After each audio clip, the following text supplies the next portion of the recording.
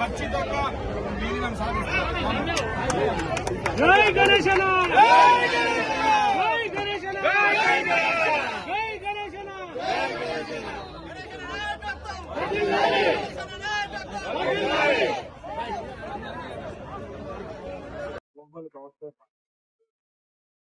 Kompally councillor Prashanth గారిని మాట్లాడాలనుకుంటున్నాను.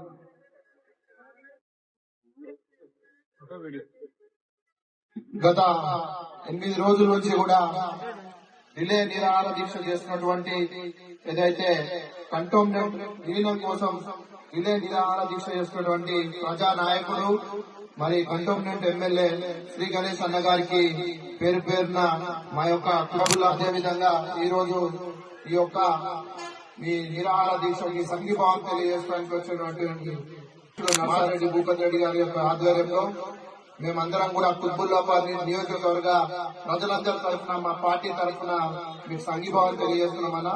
అదేవిధంగా ఈ రోజు ఈ యొక్క కార్యక్రమంలో జిల్లా గ్రంథాలయ సంస్థ చైర్మన్ శ్రీనివాస్ రెడ్డి అన్న గారు, అదేవిధంగా మా కొంపల్లి మాజీ ఉప సర్పంచ్ గోపాల్ రెడ్డి అన్న గారు, హనుమంత్ రెడ్డి అన్న మన ముత్యం రెడ్డి అన్న గారు, అదేవిధంగా బండి శ్రీనివాస్ గౌడ్ గారు బ్లాక్ కాంగ్రెస్ అధ్యక్షుడు, మేమందరం కూడా మీ అందరికి కూడా పూర్తి మద్దతు తెలియజేస్తున్నాం. మరి ఇట్లాంటి కార్యక్రమంలో మేము కూర్చోలేకపోయినా మరి మీ యొక్క అనుచరుడు మారుతి ప్రతిరోజు కూడా మాకు సోషల్ మీడియా ద్వారా ఫేస్బుక్ లలో వాట్సాప్ లలో మాకు మీ యొక్క ఇన్ఫర్మేషన్ తెలియజేస్తున్నారన్నా.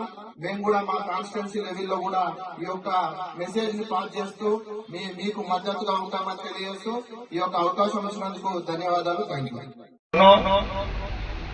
జిహెచ్ఎంసీలో విలీనం చేయాలని చెప్పి వారు ఈ యొక్క నియోజకవర్గ శాసనసభ్యుడు మీ అందరి అభిమాన నాయకుడు మరి మీరందరూ కూడా బై ఎలక్షన్ లో పెద్ద ఎత్తున పెద్ద మెజార్టీతో గెలిపించి వారిని ఆశీర్వదించి మీ సమస్యను పరిష్కారం చేసే విధంగా ఈరోజు దీక్ష చేస్తున్నటువంటి శ్రీ గణేష్ గారికి నేను నాతో పాటు మేడ్చల్ మల్కాజ్గిరి జిల్లా గ్రంథాలయం చైర్మన్ శ్రీనివాస్ రెడ్డి గారు, కొంపల్లి మున్సిపల్ పార్టీ అధ్యక్షులు ప్రశాంత్ గౌడ్ గారు, మరి కొంపల్లి మాజీ ఉప సర్పంచ్ గోపాల్ రెడ్డి గారు, ముత్యం రెడ్డి గారు, ఏ బ్లాక్ ప్రెసిడెంట్ బండి శ్రీనివాస్ గౌడ్ గారు, మరి మేమందరం కూడా మరి ఈ యొక్క దీక్షకు సంఘీభావం తెలపడానికి విచ్చేశాం. మరి వారి పోరాటం సరి అయిన పోరాటం. సుమారుగా 2.5 లక్షల మంది ఓటర్లు, 4 లక్షల జనాభా ఉన్నటువంటి ఈ యొక్క కంటోన్మెంట్ ను తప్పనిసరిగా మనము జీహెచ్ఎంసీలో విలీనం చేయాలని చెప్పి మనమందరం పోరాటం చేయాల్సినటువంటి అవసరం ఉంది. ముఖ్యంగా మన ప్రియతమ నాయకుడు, మన ప్రియతమ ముఖ్యమంత్రి రేవంత్ రెడ్డి గారు మరి రాష్ట్రంలో కాంగ్రెస్ పార్టీ ప్రజాపాలన ఏర్పడ్డ తర్వాత మరి వారు చేస్తున్నటువంటి అభివృద్ధి కార్యక్రమాలు మరి ఏదైతే కేంద్ర ప్రభుత్వంతో ఇంతకు ముందు ఉన్నటువంటి ప్రభుత్వం కేంద్ర ప్రభుత్వంతో కొట్లాటలు పెట్టుకున్న సందర్భంలో మరి మన ముఖ్యమంత్రి గారు ఈరోజు మరి కేంద్ర ప్రభుత్వంతో కూడా సఖ్యత ఉండి కేంద్ర ప్రభుత్వానికి ఏవైతే కావాలనో అవి ఇస్తూ మరి ఈరోజు వారితోటి మనకు అభివృద్ధి ముఖ్యం, మాకు తెలంగాణ ప్రజలే ముఖ్యం అనే ఆలోచనతో పడిపోతున్నారు. కాబట్టి మరి కేంద్ర ప్రభుత్వం కూడా ఆలోచన చేయాలి. మరి ఇక్కడ మన పార్లమెంట్ ఈ కంటోన్మెంట్ బోర్డు ని జీహెచ్ఎంసీలో విలీనం చేయాలని ఎన్నో సంవత్సరాల నుంచి మనందరి డిమాండ్ ఉంది.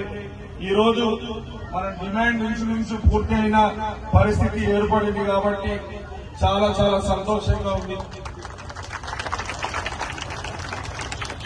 అప్పుడు అందరూ వారి వారి ఇంట్లో వారికి సమస్య వచ్చినప్పుడే మాట్లాడుకోరు, కానీ ఈ 8 రోజులలో ప్రతి ఒక్క ఇంటికి తెలిసింది ఈ డిమాండ్ న్యాయమైన డిమాండ్. ఈ డిమాండ్ నెరవేరాలి. కేంద్రంలో ఉన్న బీజేపీ ప్రభుత్వం దిగి రావాలి, మనకు సపోర్ట్ చేయాలి, విలీనం జరగాలన్నది ప్రతి ఒక్కరికి తెలిసినందుకు ఈ 8 రోజులు కూర్చొని రాష్ట్రంలో కూడా ప్రతి ఒక్కరు ఈరోజు మాట్లాడుకుంటున్నారు.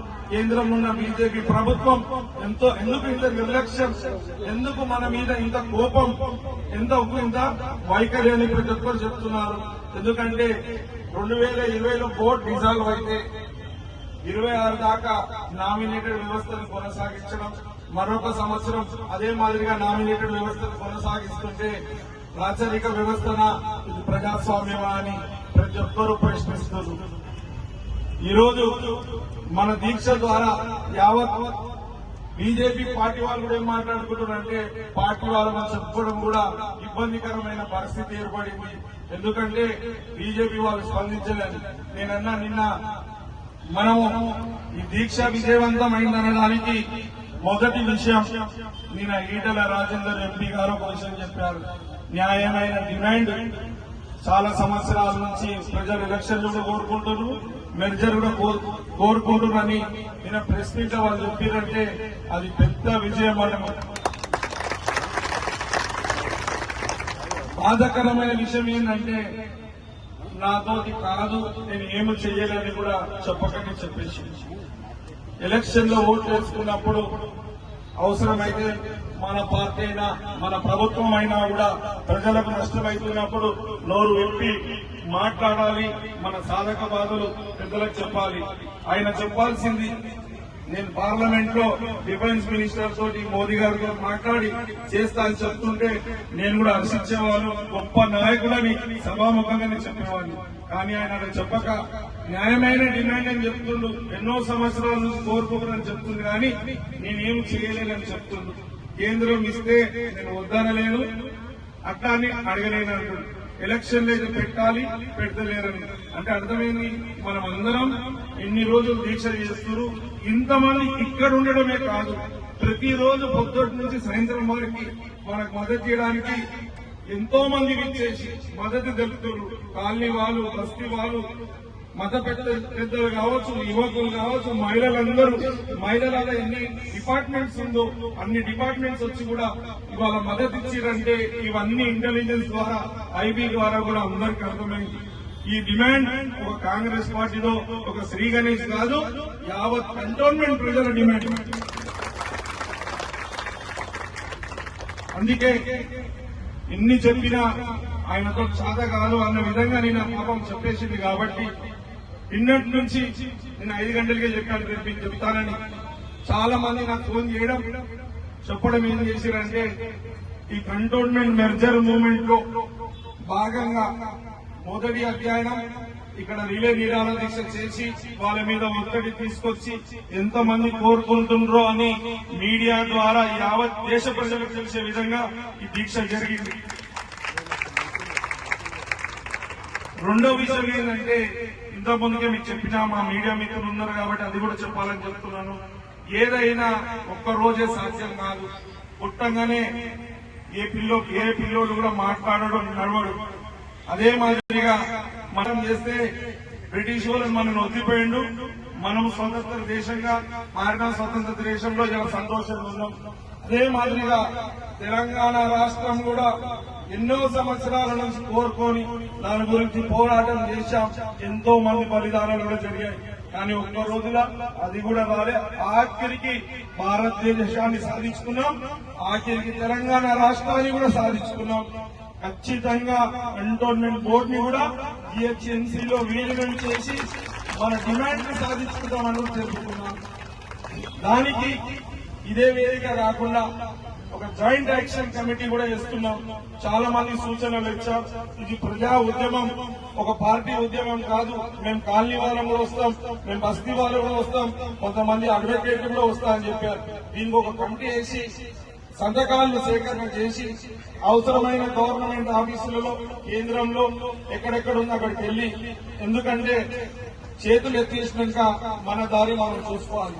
బీజేపీలు చేయలేనని ఇక్కడున్న బీజేపీలు, ఇక్కడున్న బీఆర్ఎస్ వాళ్ళు, ఇక్కడున్న ఎంపీ గారు చేతులు ఎత్తేసారు. కాబట్టి ఇది మన ఉద్యమం, మనకు కావాల్సింది ఓట్ల టైం ఏమో ఆయన మీకు ఏమైనా అయితే చేస్తా అన్నాడు.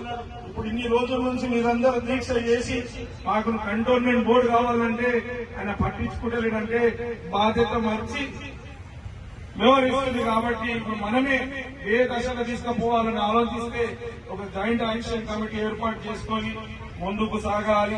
దాని ద్వారా భవిష్యత్తు కార్యాచరణ చేసుకొని ఢిల్లీ దాకా వెళ్లి ఢిల్లీలో ఉన్న పెద్దలను కలిసి ఢిల్లీలో కూడా ఒత్తిడి తీసుకొచ్చి ఢిల్లీలో కూడా నిరాహార దీక్ష జంతర్ మంతర్ దగ్గర నిరాహార దీక్ష చేసి దేశంలో ఉన్న కంటోన్మెంట్ అన్నింటినీ ఒక్కటి చేసి అన్ని చోట్ల ఈ ఉద్యమాన్ని తీసుకొచ్చి కేంద్రం ఒప్పించిన వారికి ఈ ఉద్యమం ఆగాలని కూడా ఈ సందర్భంగా తెలుసుకున్నాను.